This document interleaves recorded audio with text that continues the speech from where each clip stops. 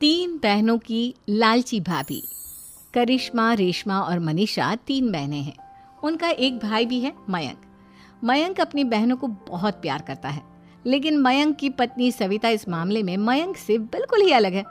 वो अपनी ननदों का जितना बुरा कर सकती है उतना बुरा करती ही रहती है। वो साला अर्थी पे अपने घर गया राठौड़, और अपनी ननदों पर हुक्म भी चलाती है। करिश्मा, करिश्मा, तुमने अभी तक नाश्ता नहीं बनाया? तुम्हारे भैया को ऑफिस जाने में देर हो रही है। हाँ भाभी, बस अभी बनाती हूँ। करिश्मा, तुम ये ढीलापन छोड़ दो। कल को पराए घर जाना है। वहाँ अगर तुम इस तरह से काम करोगी तो लोग क्या कहेंगे कि माँ ने और भाभी ने कुछ सिखाया नहीं। और तुम्हारी दोनों बहनें कहाँ हैं? अब रेशमा मार्केट गई है और मनीषा सो रही है। क्या? सुबह के 8 बज रहे हैं और ये महारानी अभी भी सो रही है? ये कहते हुए सविता अपनी सास दुर्गा देवी के पास जाती है। माँ जी, देख रही हो अपनी बेटियों के तौर तरीके? क्या हुआ बहू, सुबह सुबह क्या कर दिया मेरी बेटियों ने? अरे एक तो अभी अभी उठकर किचन में गई है, दूसरी सुबह सुबह बाहर चली गई और तीसरी अभी तक सो रही है। क्या करूं मैं इन तीनों का, मैं तो परेशान हो गई हूँ। जा जाकर उठा उसे और रेशमा से मैं बात करती हूँ। सविता सीधा मनीषा के कमरे में जाती है और उससे कहती है, महारानी जल्दी उठो, सूरज सर पर आ गया है।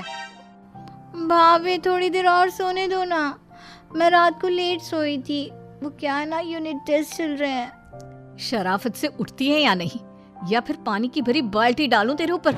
नहीं नहीं भाभी, मुझे बिस्तर में नहीं नहाना, उठती हूँ मैं। मनीषा जल्दी से उठकर बाथरूम में चली जाती है। नहीं, मैं नहीं मानता। सभी आराम से बैठकर नाश्ता कर रहे होते कि तभी रेशमा बाजार से हाथ में सामान लिए आ जाती है। रेशमा को देखते ही सविता उस पर बरस पड़ती है। लो, आ गई महारानी। ऐसा भी क्या सामान लाना था जो सुबह आंख मलते ही बाजार की तरफ रवाना हो गई? भाभी, कल आप ही तो चीख रही थी कि घर का सारा सामान मुझे ही लाना पड़ता है, घर में किसी को भी किसी काम से कोई लेना देना नहीं है। अब मैं बाजार जाकर सामान ले आई तो आपको इस बात से भी तकलीफ हो रही है? देख रही हो माँ जी, अपनी बेटी की जुबान कैंची से भी तेज चलती है।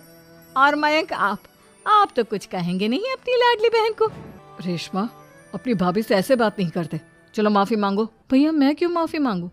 आप भाभी से बोलिए ना कि हम पर कम हुक्म चलाया करे।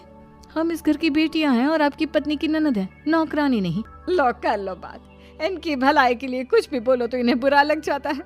इस घर में यही इज्जत है मेरी। देख लो माँ जी, आपकी बेटी किस लहजे में मुझसे बात कर रही है।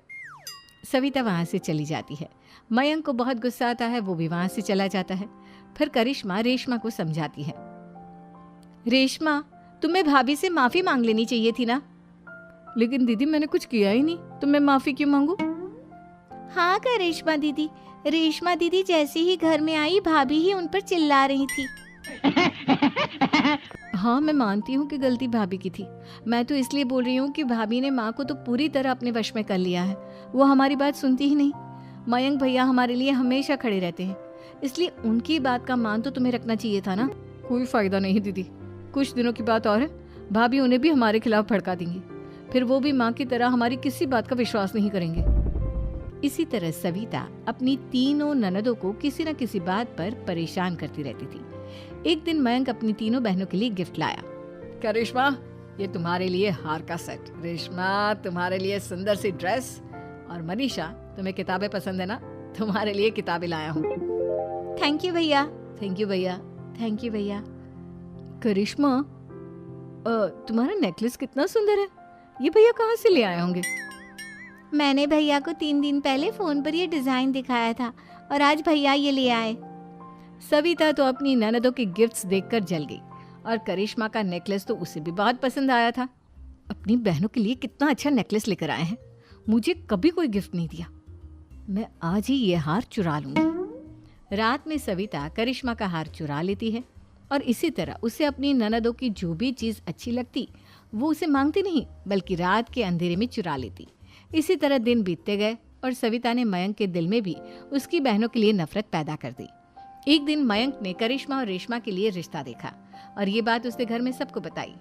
माँ, करिश्मा और रेशमा के लिए बहुत अच्छा रिश्ता आया है। वो लोग कल इन्हें देखने आ रहे हैं। आप और सविता मिलकर सारी तैयारी कर लेना। ये सुनकर करिश्मा और रेशमा खुश हो जाती हैं, लेकिन सविता सोचती है अगर इन दोनों बहनों की शादी हो गई तो घर और बाहर का काम कौन करेगा। मनीषा तो एक नंबर की कामचोर है, उससे तो किसी बात की उम्मीद लगाना ही बेकार है। मुझे इस शादी को रोकना होगा। अगले दिन सभी लड़के वालों के स्वागत की तैयारी करने में लगे होते हैं। तभी मयंक अपनी बहनों से आकर कहता कंट्रोल कंट्रोल है, तैयार हो गई तुम दोनों? देखो दोनों लड़के बहुत अच्छे हैं, मैं कोई कसर नहीं छोड़ना चाहता, इसलिए तुम उनके सामने अच्छे से बिहेव करना और अपनी भाभी से लड़ने मत लग जाना। करिश्मा, तुम वो नेकलेस पहन लो ना जो मैं तुम्हारे लिए लाया था। भैया मैं बहुत देर से वो नेकलेस ढूंढ रही हूँ, लेकिन मुझे मिल ही नहीं रहा। क्या तुमने नेकलेस खो दिया? तुम्हें पता भी है वो कितना महंगा था? तुम कोई काम ढंग से नहीं कर सकती। मयंक गुस्से में वहां से चला जाता है।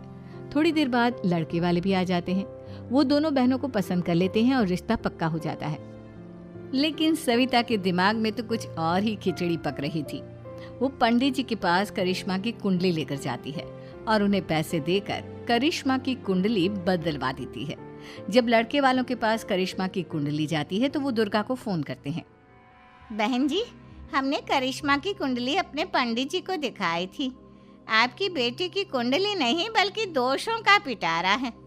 देखिए, मैं और मेरे पति इन सब बातों में बहुत विश्वास करते हैं, इसलिए हम आपकी बेटी से अपने बेटे की शादी नहीं करा सकते। इस तरह करिश्मा का रिश्ता टूट जाता है और सभी घर वालों को बहुत दुख होता है।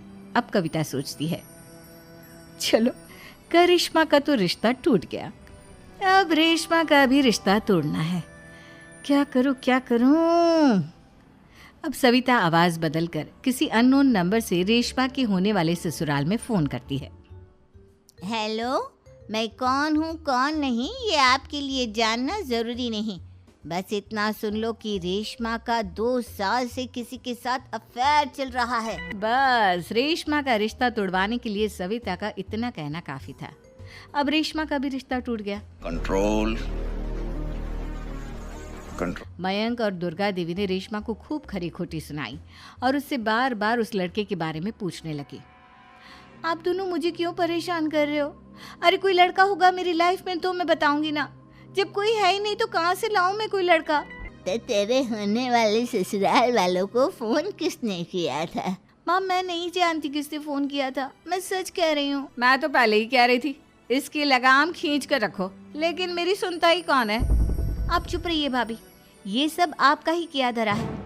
अब तीनों बहनों को विश्वास हो जाता है कि ये सब उनकी भाभी ही कर रही है। तीनों बहनें अपनी भाभी को सबक सिखाने के लिए एक वकील कर लेती है और घर में हिस्सा मांगना। देखो भैया, माँ बाप की जायदाद में जितना बेटों का हक होता है उतना ही बेटियों का, इसलिए इस घर के 4 हिस्से होंगे और हमें अपना हिस्सा चाहिए। मैंने तुम्हारे लिए क्या क्या नहीं किया और तुम इस घर में हिस्सा मांग रही हो? भैया, आप और माँ हम बहनों की कोई बात नहीं सुनते हो और भाभी हमारी शादी नहीं होने देगी क्योंकि उन्हें लगता है कि आप हमारी शादी में ज्यादा पैसा लगाओगे और उन्हें हम जैसी फ्री की नौकरानी कहाँ मिलेगी। तो हम भाभी के साथ तो रह नहीं सकते, हम बहनों को अपना हिस्सा चाहिए। अरे तुम्हें शर्म आनी चाहिए अपने भाभी पर ऐसा इल्जाम लगाते हुए। वो तुम्हारे बारे में कितना सोचती है। हाँ माँ, भाभी हमारे बारे में बहुत सोचती है, दिन रात बस यही सोचती रहती है कि किस तरह से अपनी तीनों ननदों को परेशान करूं और कभी मुझे पढ़ने भी नहीं देती। दोनों बहनों का रिश्ता भी तो इन्होंने ही तोड़वाया है और रात में हमारे कमरे में आकर हमारी चीजें भी चुराती हैं। इसी तरह सविता की तीनों ननदें अपनी बात पर अड़ी रही। अब कोर्ट में तारीख भी शुरू हो गई। जब सविता को लगा कि उसकी तीनों ननद इतनी आसानी से नहीं मानने वाली, तो उसने अपने पति और सास को सारी सच्चाई बता दी और अपनी तीनों ननद से माफी मांगी। मयंक और दुर्गा को भी अपनी गलती का एहसास हो गया। अब सविता खुद करिश्मा और रेशमा के लिए अच्छा रिश्ता ढूंढती है और उनकी शादी करवाती है।